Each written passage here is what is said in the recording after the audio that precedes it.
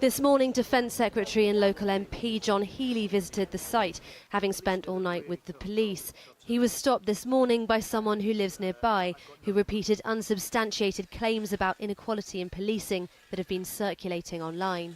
I'm also hearing from a good source that the police have been told not to arrest any immigrants or do anything, nothing at all.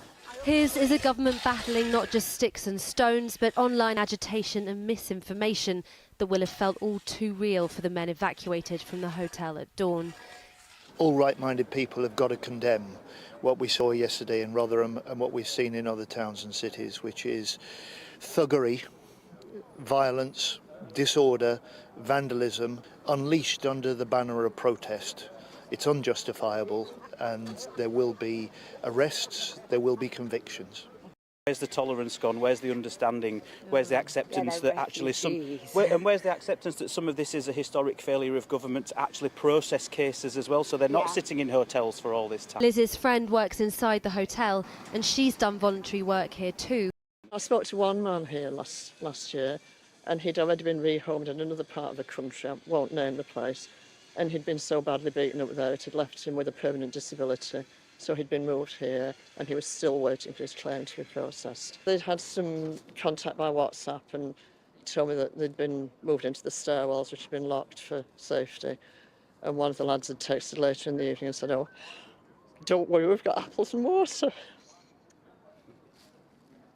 South Yorkshire Police said the responsibility lay not just with those bent on destruction, but those spreading misinformation and hate online.